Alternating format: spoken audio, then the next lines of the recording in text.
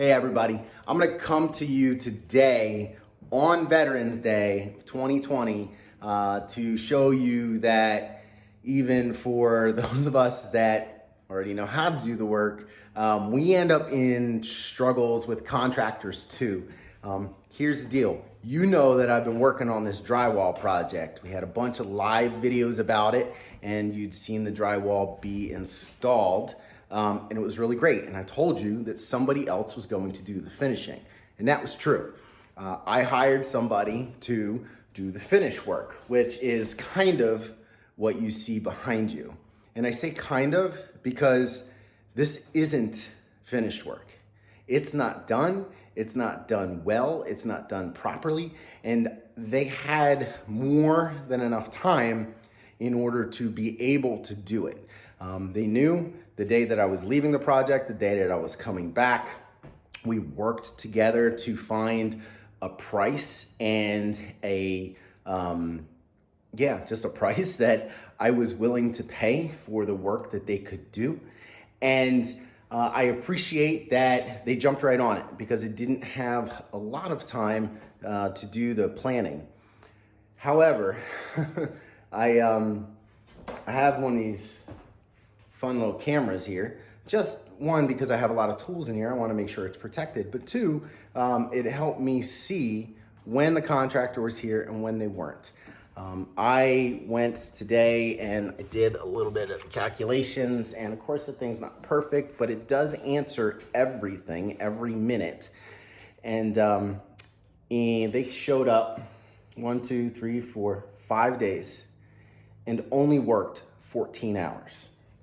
Now, not only did they only work 14 hours when I was expecting, 8-hour days from my contractor, you'll notice as I walk around, not only is it just really poorly done, that's gonna need a lot of finish work. There's absolutely none of the edges are done. None of the inside corners are done. Here's a whole wall that hasn't even been looked at. I'm really disappointed. And what's gonna end up happening is when they show up today, which I'm sure they won't show up till after 1 o'clock because that's pretty much been their MO, I'm going to fire them. Unfortunately, I already paid about half of what I anticipated paying, and I can't get that back. They did work. They put about $500 worth of hours in, and they bought materials. They also kind of left it trashy just about every night, and I realized that they were working on it, but she knew that I was coming back, that I was back yesterday, and you would think that they would have at least cleaned up their job site. So I'm disappointed, and I want you to know that it happens to me too. It happens to people that know how to do this stuff, and this is one of the reasons why it's so important to me to document what I do and the little things that I've learned to make it go faster, to make it go easier, to make it go so that you can do it, because I don't want you to have a project. It doesn't have to be this big. It can be just one room. But if you came in and just had one room that you expected to be finished in a week and actually gave them 10 days and it's still not even the first coat of three. First coat of 3, not even the first coat is done. I'm grateful for what I've received already and for the lesson that I'm receiving yet again. So I will make a little update on this once I've had a chance to talk to them today. But in the meanwhile, I went out, grabbed my tools, grabbed material, and I'm gonna finish what they obviously are not able to do. So that's it for today. For now, another one coming in a little bit. I'm gonna patch these together and make that today's video. It happens to us too. So let's get out there. Let's learn how to do this stuff for ourselves so we do not need to rely on those contractors. And I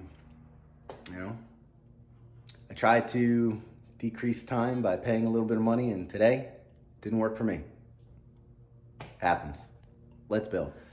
All right, so this is take 2, or the end of the day video for what I was talking about this morning, about the contractor and what I deal with. So I'm now 5 hours into the cleanup, just getting this to a place where I can do the second coat on everything that the contractor did, and then finish the first coat on the stuff that they didn't. Yeah, it was a lot of lost time, whole day actually, because it was 5 hours of just cleanup, plus the time to get their materials out of the way and to go get new materials for myself. And I'm upset. I guess I'm disappointed is really it. I was thinking about this earlier, and I'm super patient and I'm really understanding. In this case, I'm disappointed because I gave somebody an opportunity, and they're a contractor. It's not like this is something that they were just asking me to do, but this is something that I was happy to be able to find somebody who could do it and do it in time frame, and it was going to work out for both of us. And in the end, it definitely, they got some stuff done. There's going to be a benefit there. Probably about 5-6 hours that I gained, but I lost 5 hours today just doing the cleanup. And that's unfortunate. So I'm going to choose to be disappointed, because that means that I can be wowed by somebody next time when somebody else that I decide to hire, because I'm not going to always not hire.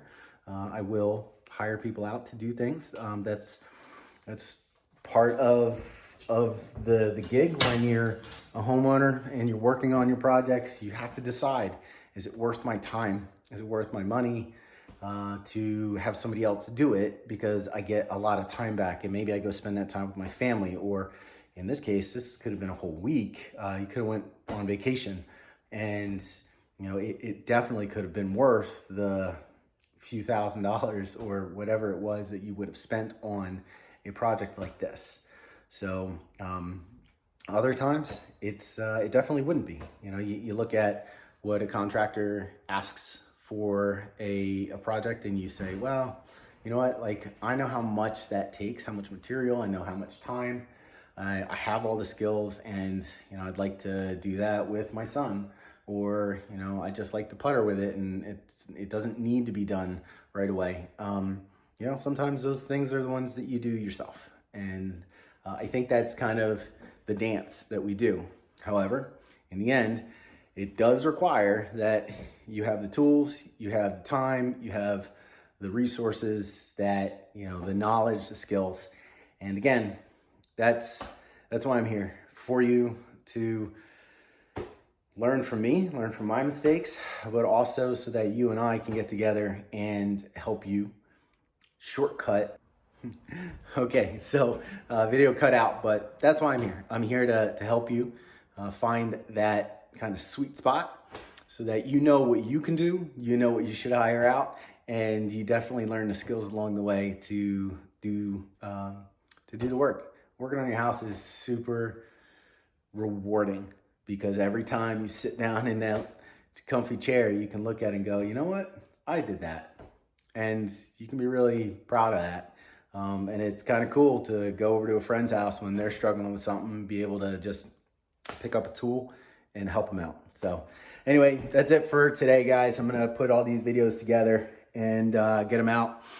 It's going to be real raw, but I love you. Thanks for being a part of this journey, and let me know what you think.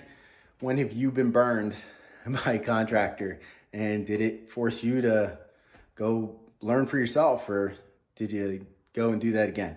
All right, I'll talk to you soon. Let's build.